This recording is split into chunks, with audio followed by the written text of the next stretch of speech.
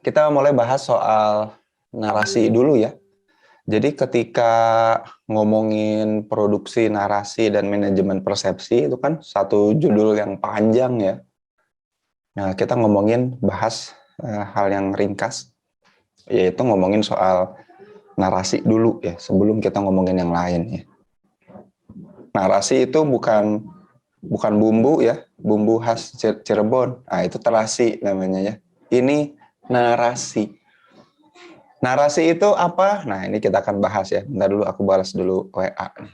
Produksi narasi dan manajemen persepsi. Coba aku share screen dulu ya. Produksi narasi. Jadi kita akan memproduksi nih, nanti praktikumnya kayak gini nih. Produksi narasi dan manajemen persepsi. Sebelum kita nanti praktikum, kita akan bahas dulu ini satu-satu ya. Nah, jadi kita bahas dulu sekarang narasinya. Apa itu sebetulnya narasi ya? Tadi ya, bukan terasi ya, bukan narasi barudak, narasi besti gitu ya, itu beda lagi ya. Itu nasi ya. Tapi ini narasi. Narasi itu dari kata nare, bahasa Latin ya, teman-teman. Nare itu berarti apa? Ingin ngasih tahu tentang sesuatu, ingin mengkomunikasikan sesuatu tapi dalam bentuk narasi, dalam bentuk sesuatu yang ada alur atau sequence ya. Jadi nare emang goals-nya adalah mengkomunikasikan. Tapi kekhasan dari nare adalah dikasih tahunya dengan apa? Ada alur. Kalau bahasa Indonesianya mah alur, tapi bahasa ilmiahnya adalah ada sequence. Sequence. Apa itu sequence? Ada alurnya. Jadi kalau sebuah narasi alurnya nggak ketebak, alurnya nggak smooth, itu bukan narasi namanya. Nah, nanti lawan dari nare atau narasi ini ya versusnya adalah, jadi lawan narasi adalah strukturalisme. Contohnya strukturalisme paradigmatik itu gini. Kalau narasi, tahu nggak ya? Aku tuh ternyata ini kalau narasi kayak gini ya. Tahu nggak ya? Aku tuh mikir selama aku hidup di dunia ini, kayaknya aku menemukan aku suka beberapa makanan deh. Pertama kali ya, aku pas nyobain ada nasi goreng, seneng banget, tahu nggak? Jadi baru ngerasain ternyata ada rasa renyah-renyah gurih enak di nasi goreng. Dan itu waktu kecil banget gitu. Wah, seneng banget, seru banget aku dapat itu. Terus aku baru tahu juga ternyata bukan cuma nasi goreng, aku baru tahu ada daging yang bisa disajikan dengan nikmat banget pas aku jalan-jalan lagi keluar gitu ya. Disajikan dengan nikmat banget, namanya steak, enak banget. Ditambah mashed potatoes, jadi apa, kentang yang diremuk-remukin gitu jadi belee, belee. Pokoknya mah jadi pacar kokot baragajul, tapi enak ternyata. Nah, itu dalam bentuk narasi. Karena apa? Diceritakan. Ada apanya? Ada sequence. Beda kalau strukturalis paradigmatik kayak gini. Makanan favorit aku, 1, nasi goreng, 2, steak, 3, balak kutak, misalkan gitu ya. 4, itu strukturalis paradigmatik. Dia tidak ada alurnya. Dia tidak punya sequence. Sampai sini benar-benar jelas ya. Ini yang definisi dari narasi dan lawannya, yaitu strukturalis paradigmatik. Dan awalnya dari mana? Dari situ, dari nare. Nah, sekarang masuk ke poin kedua. Kenapa kita penting untuk mempelajari si narasi ini? Kenapa penting? Teman-teman, ternyata yang paling ngaruh dari narasi ini gini. Orang itu memahami, jadi gini, orang itu making sense the world, memahami dunia, memahami lingkungan di sekitarnya, memahami apapun yang perlu dipahami, ternyata paling mudah lewat narasi. Makanya sejarah awal orang bisa menjelaskan dunia ini, menjelaskan apa yang terjadi adalah selalu lewat narasi, teman-teman. Saya kasih contoh gini ya. Zaman dulu ada sebuah fenomena, dari dulu sampai sekarang ada fenomena namanya hujan ya. Fenomena namanya hujan, rain ya. Makanya sekarang ada, Tuhan bisa tolong turunkan hujan gitu ya. Bukan gitu ya sebenarnya, cuman kayak gitu aja lah ya. Rain, hujan. Hujan ini kemudian bayangkan kita hidup 10.000 atau 100.000 atau mungkin ya 400, 500, 700 tahun yang lalu. Ada sebuah fenomena namanya hujan, ngegebret, ngegebret. When the rain pour very heavily, itu namanya ngegebret hujannya. Wah, hujan besar. Bayangkan kita orang zaman dulu, zaman tahun 1000-an, kita masih belum bisa menjelaskan bahwa ternyata hujan itu adanya uap air dari lautan yang naik ke atas langit, kemudian di langit terkondensasi, terbawa angin ke daratan, di daratan hujan. Kita belum tahu proses itu. Kita belum tahu penjelasan siklus hujan yang diajarkan ketika kita kecil di mata pelajaran IPA waktu SD. Kita nggak tahu. Karena kita hidup ribuan tahun yang lalu. Lalu bagaimana cara orang-orang ribuan dan jutaan tahun yang lalu, ratus ribuan tahun yang lalu menjelaskan hujan? Mereka bingung cara menjelaskan hujan, maka mereka membuat nare, cerita atau kisah yang menjelaskan hujan. Cara mereka menjelaskan hujan, dua cara biasanya. Yang pertama ada yang disebut dengan animisme. Animisme. Apa itu animisme? Isme yang menganggap bahwa anima, semua hal yang ada di dunia ini hidup juga. Gitu ya. Makanya dulu ada orang-orang yang nyembah batu, ya karena disangka batu pun hidup. Ada orang-orang yang nyembah roti, ya kalau pas lagi lapar, akhirnya rotinya dimakan juga. Ya. Mohon maaf Tuhan, karena aku lapar, aku makan dirimu, kata yang penyembah roti. Animisme, karena anggapan semua hidup. Nah makanya hanya orang-orang bodoh dan orang tua bodoh yang melakukan animisme kepada anak ya. Kenapa? Jatuh, siapa yang nakal? Lantainya, yuk kita pukul lantainya. Seolah-olah lantai itu hidup. Itu kan lagi ngebangun narasi via animisme ya. Sampai sini benar-benar jelas ya. Karena dia menganggap bahwa lantai itu hidup dan menyakiti si anak kita. Kan enggak gitu. Jangan ngaco lah ya. Jangan mulai mengajarkan animisme kepada anak kecil. Teman-teman jangan. Kodoknya loncat, kodoknya. Mana ada kodok loncat dekat kita ya. Kecuali kita ada di sawah ya. Please ya. Animisme nih. Makanya, wah, jangan-jangan ada sesuatu yang hidup. Bahkan hujan pun hidup. Bahkan awan pun hidup.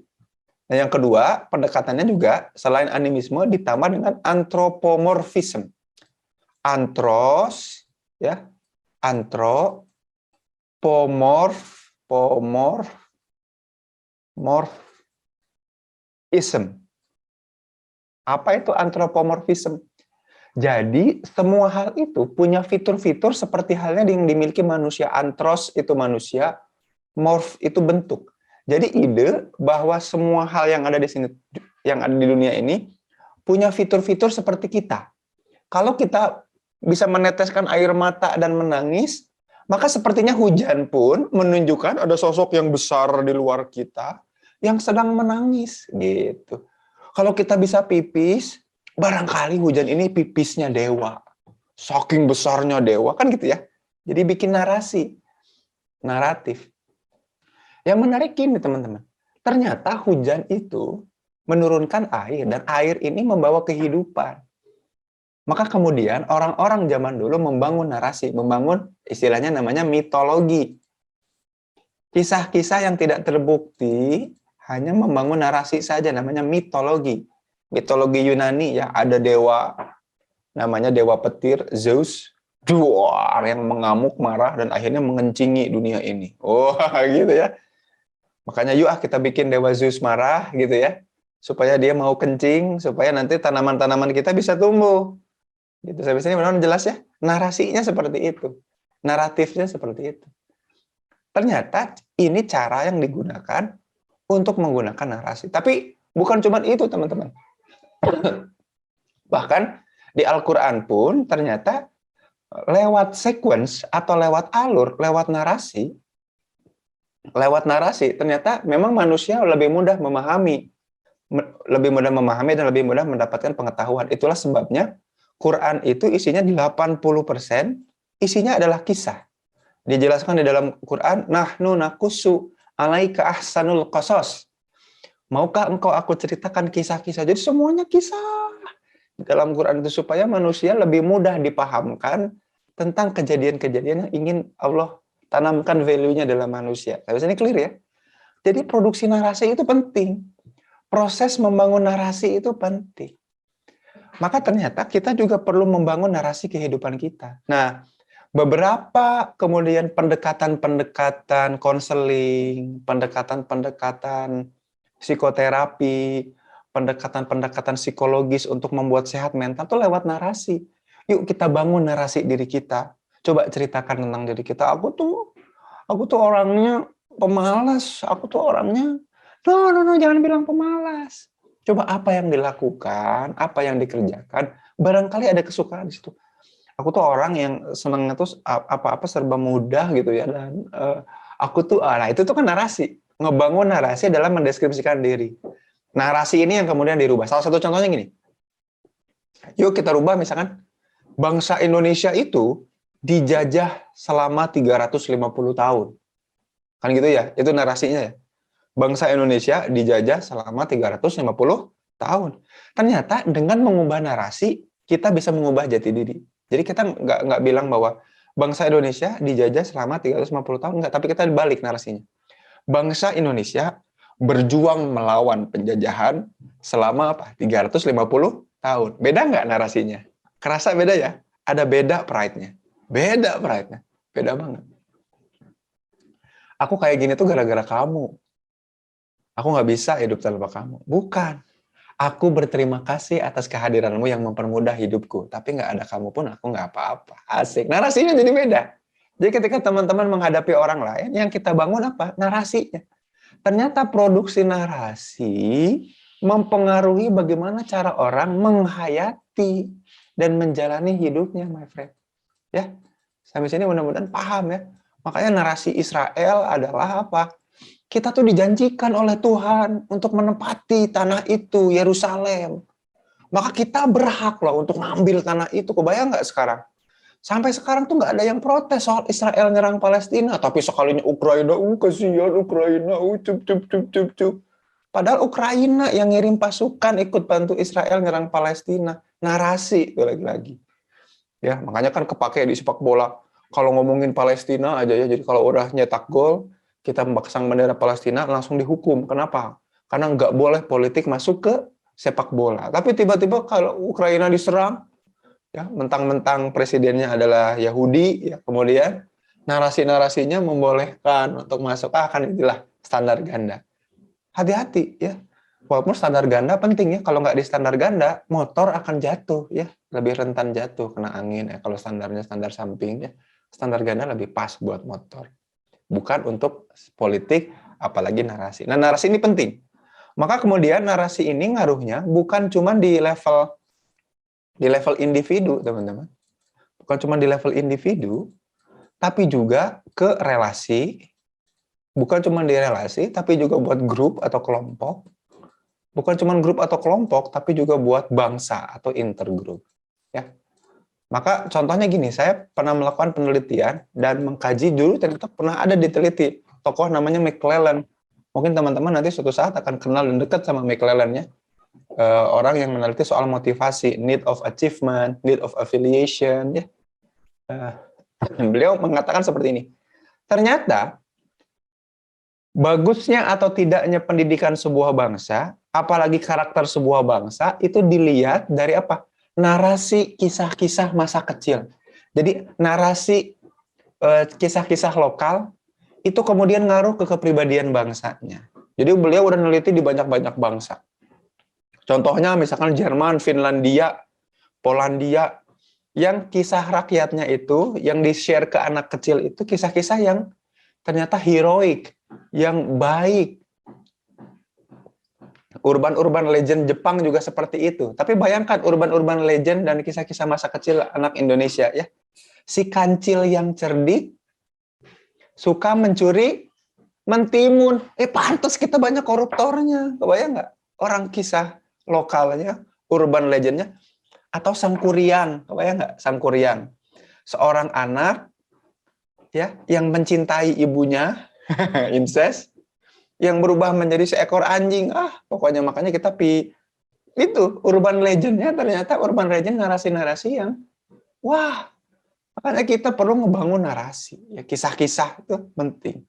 Makanya yang paling jago banget ngebangun narasi awal-awalnya adalah Hollywood ya, Amerika. Kalah perang di Vietnam, mereka bikin sosok hero luar biasa namanya apa? Rambo. Jadi masyarakatnya bangga banget dengan tentara dan pihak army di Amerika. Kenapa? Karena ada Rambo. Padahal di Vietnam mereka kalah. Gitu ya. Ngebangun narasi penting. Hollywood tuh jago. Yang sekarang lagi jago-jagonya ngebangun narasi siapa teman-teman? Korea. Teman-teman cek aja Netflix ya.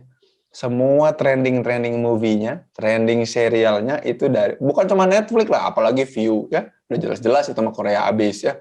Atau yang lain deh, HBO, apa Disney Channel juga Koreanya juga banyak. Artinya apa? Ngebangun narasinya luar biasa.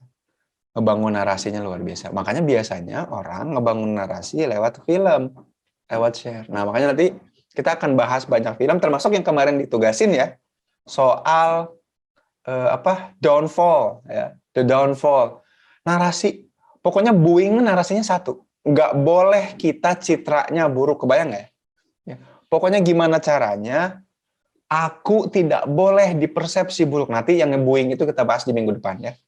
Tapi itu narasi yang coba dibangun. Supaya apa? Supaya persepsinya tidak boleh buruk ke Boeing. Apapun yang terjadi, persepsinya, citranya nggak boleh buruk. Sampai sekarang kan Boeing citranya baik-baik aja ya. Kita baru tahu lewat film itu kan, di Downfall itu, bahwa ternyata ada yang luar biasa salah. Itulah ya, ada sebuah fitur lah ya di pesawat itu yang ternyata bikin pesawat jadi jatuh. Itu aja di narasi kali ini ya. Kita minggu depan akan bahas soal persepsi dan kenapa pentingnya dan how to manage it. Sampai jumpa di pertemuan selanjutnya minggu depan. Thank you ya. Assalamualaikum warahmatullahi wabarakatuh. You know that, got me a bag full of brick. You know that, control, don't slow the pace and not go by. All this for real, drama make you feel, fantasy and whip appeals. All I can give you, kiss me more. We're so young, boy, we ain't got nothing to lose. Oh, it's just been simple. Baby, hold me, cause I like the way you groove. Oh, darling, boy, you write your name, I can do the same. Ooh, I love the taste, la la la, la la. Boy, you write your name, I can do the same. Ooh, I love